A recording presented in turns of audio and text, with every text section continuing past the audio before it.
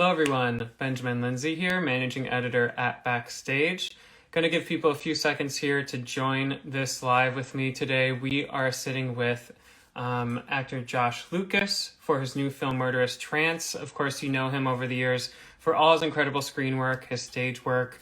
We're really going to be diving into it all and just his earlier career in New York, how he got his start, his advice for others in the industry. The list goes on. I did see a message from him just as we got started here, so I believe he should be right in the audience and ready to go. There we go. Yeah. How's it going Hello. today? I'm good. Good, I good. I pushed a button on my computer and my computer or on your Instagram on my computer and my computer fried. Oh, there we go. Well, So no worries. All's well that ends well. I'm Ben. I'm the managing editor here. It's really nice to meet you. Thanks for joining us. Ben, it's great to be on.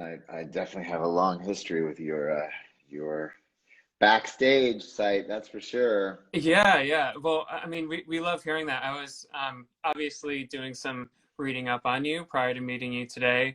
And I love seeing that you really cut your teeth in the New York theater. So it's no wonder that you have a relationship with us in the past.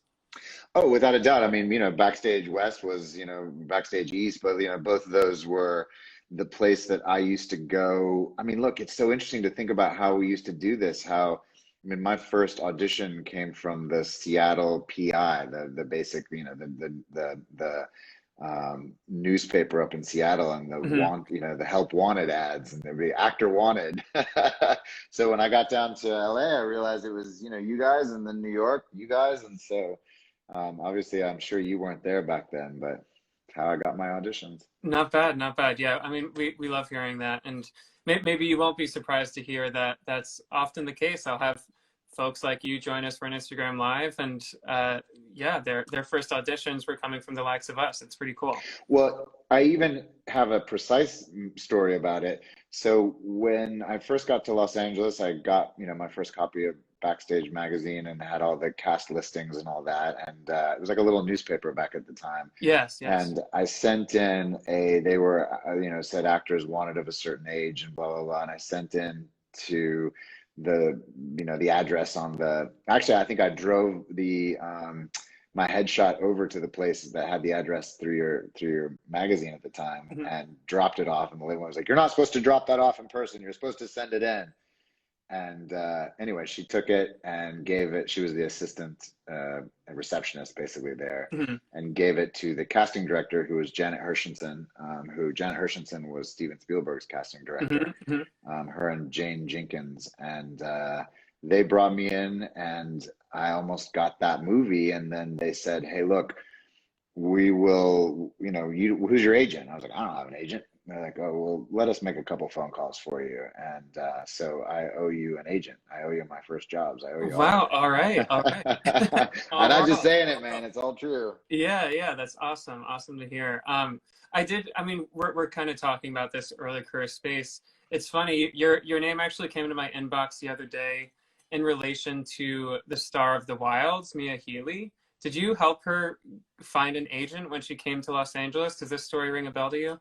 Yeah, without a doubt. So Mia, and she was going into her final callback for the Wilds, and Hmm.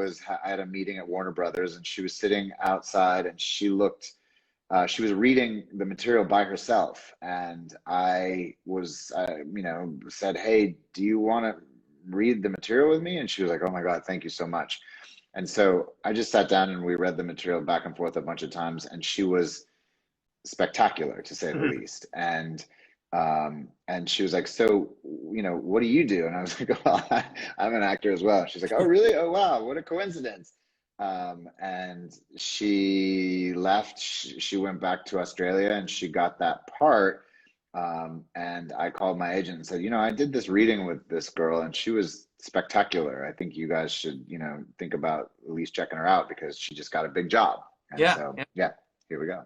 A small world. I mean, I love hearing that you're kind of looking out for those early career folks. I mean, obviously, all actors were at that point in their career at some point in time. Do you feel like you have a special empathy for the people kind of hitting the audition room, doing the early career, hitting the pavement, all that? I mean, I just have so many memories of being outside those rooms and being so nervous myself, and so many stories where I, messed up because I didn't have somebody to read with. I Hmm. think it really helps out that you have, someone just to bounce the material back and forth. You can do it so much on your own, but I can't tell you how often I was auditioning just, by myself, and then you go into the room and there's suddenly people in the room. And so that's what I guess what I was struck at was Mia was sitting outside, literally pretending to be both characters. Hmm. And I just kind of looked at her and thought, and she was, you know, she, anyway, she just looked a little scared.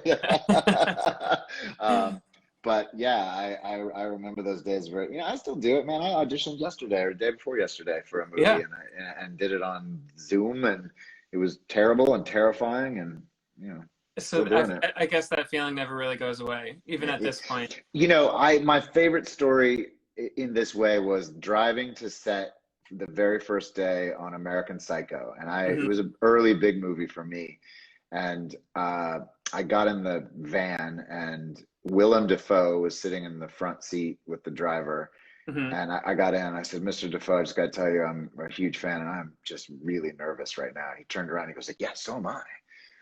And I was like, "Really?" And he said, "Yeah, yeah, I always get nervous before movies." And I said, "Really?" He said, "Oh, yeah, if you don't get nervous, something's wrong." Yeah. And Yeah. I was like, oh, "Whoa, wow." I said, "So this is never going to go away, this horrible Yeah. feeling?" And he said, "Man, you don't really want it to go away. I'll tell you why." He said, "When you don't have it, the energy that you can use with it, Hmm.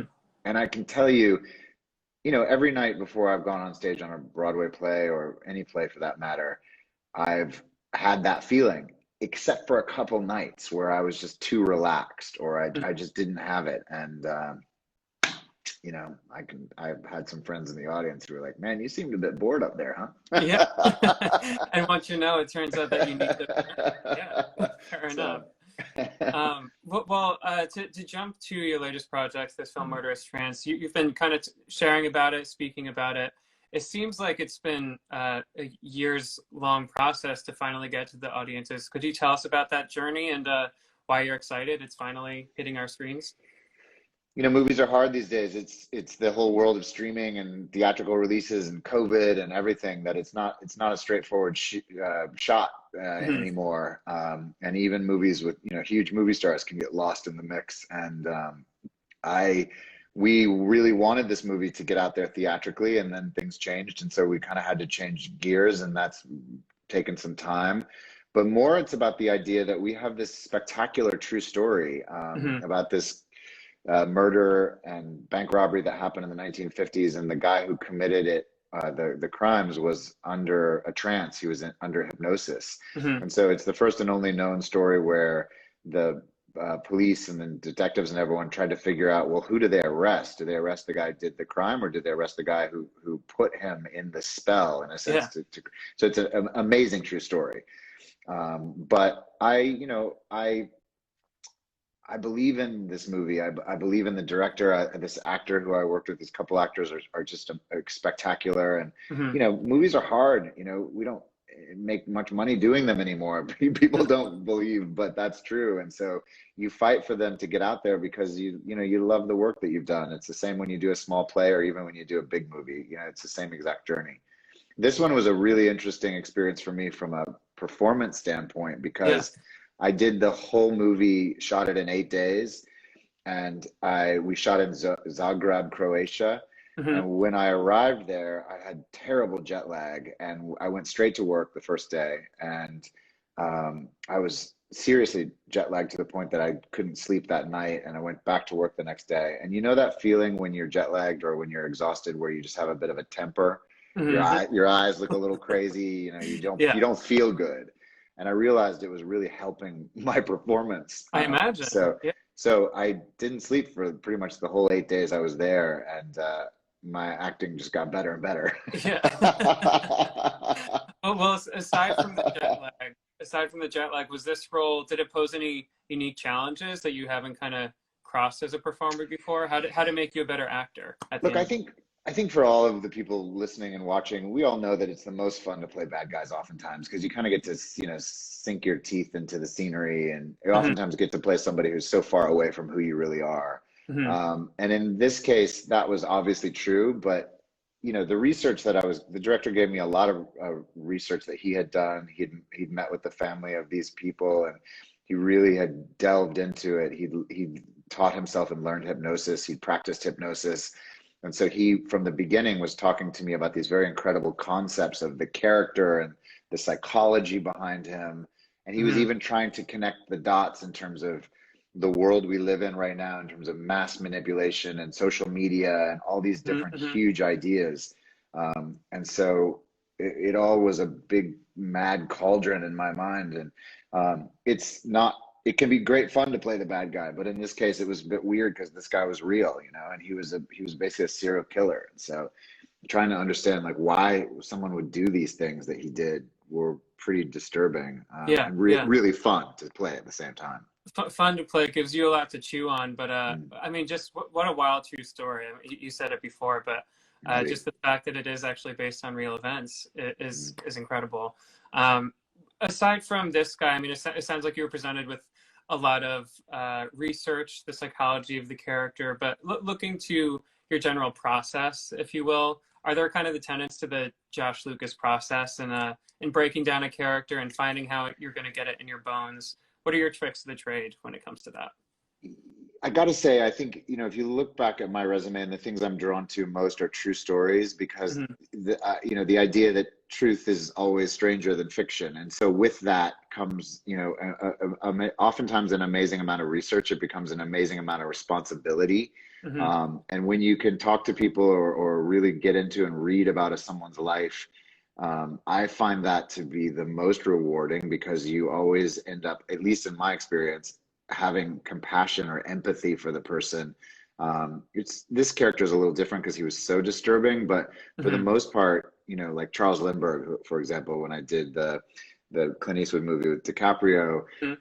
that going and reading the biographies and books about him, it's just so rewarding. And it's like, it's not that all your work is done for you. I mean, going back to that original training where you create a character bio, and you fill out everything about who this character is in your head, so that when the choices that you're making happen, you really can understand them. And that work is, the same work I was doing when I was a teenage boy with Yeah. its training, and it's still the same exact work, and it's weirdly as fun as ever.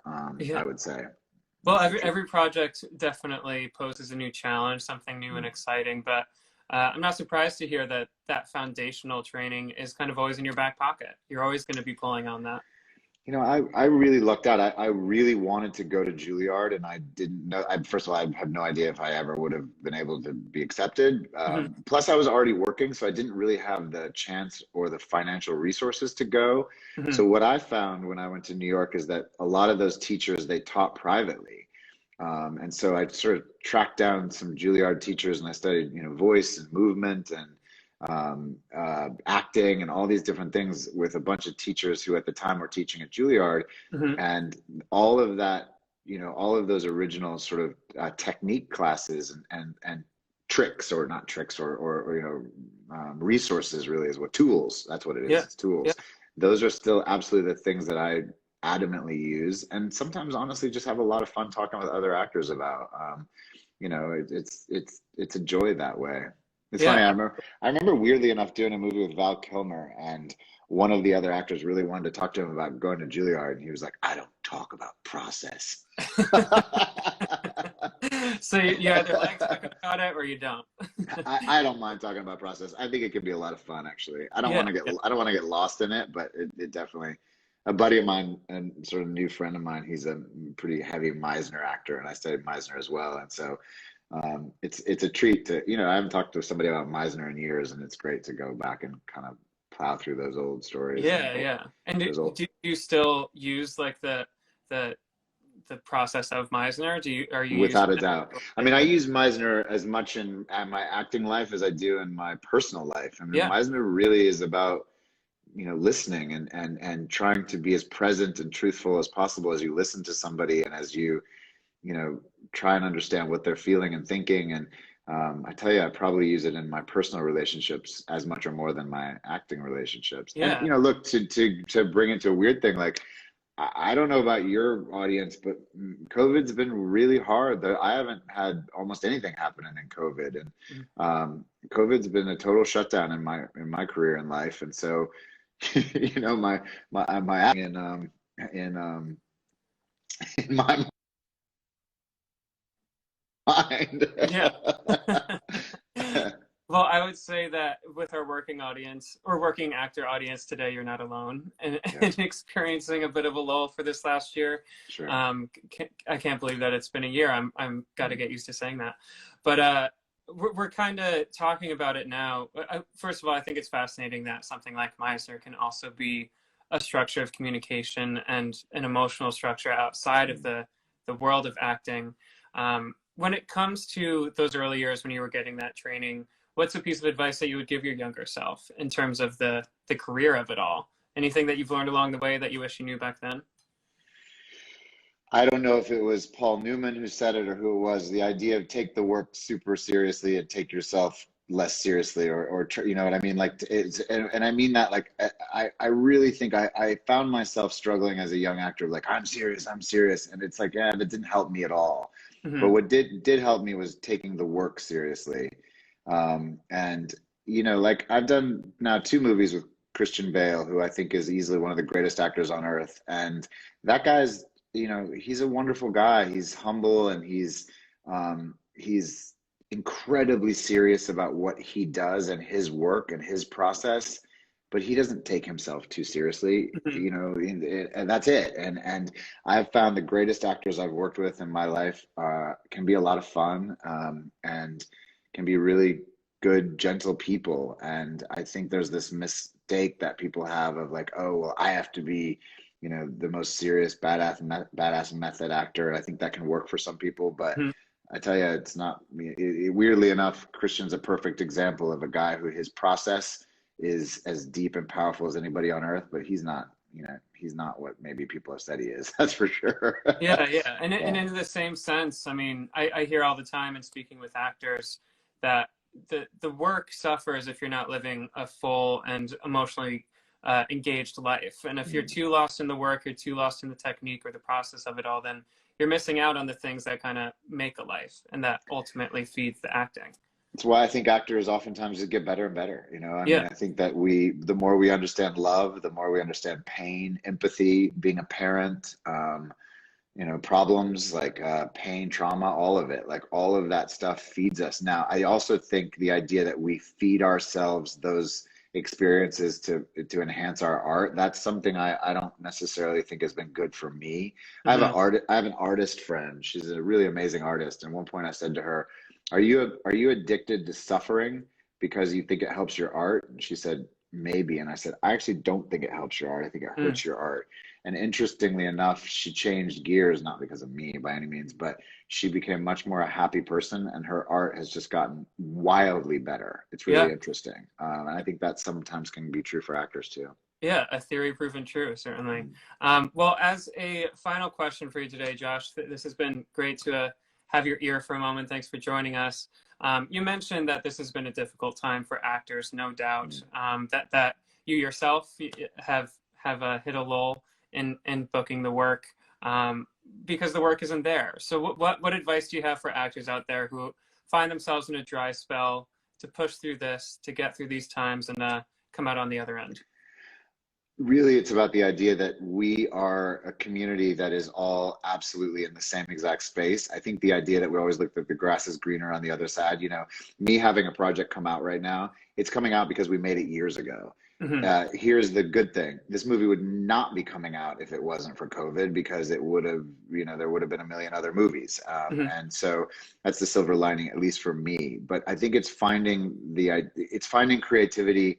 Look, we can't act right now per se. We can't be on stage. We're not making movies. So it's finding creativity through other outlets. I think people right now have the tools to write themselves something, to just be brainstorming with friends. I think the idea of feeding yourself as much creativity that is going to be in the future believing that there will be is the thing that's going to shift things Hmm. for all of us. And also at the same time, being empathetic to the fact that I don't know anybody working right now who's an Yeah. actor. I mean, think about it. I've done Broadway my whole life. It's still, there's no, it's not that there's no end in sight. There's just no knowledge of when that end is going to be. So Yeah. it's very easy to be terrified. And the more we can have empathy and kindness for ourselves as we go through this, the better. But also, the more we can try and feed ourselves, I don't know, just reading books, searching for Hmm. ideas, watching movies and going back to old classics and all of that. It's Yeah. open. It's opening up now in that way, um, and being open to any idea feeding you something for the future. That's my hope, at least my attempt. Absolutely, absolutely. Well, I can't wait to see what you do next when things Yeah, are back cool. up and running. You mentioned Broadway. I'm a big theater goer myself, so we'll be seeing you on stage soon enough. I love But in it. the meantime, congrats on Murderous Trance. For everyone joining us today, it is now available on VOD. And Josh, thank you for joining us. This is great. Happily, anytime. Thank you All for right. having me. All right, Yes, bye. we'll be in Yeah, touch. Bye. cool.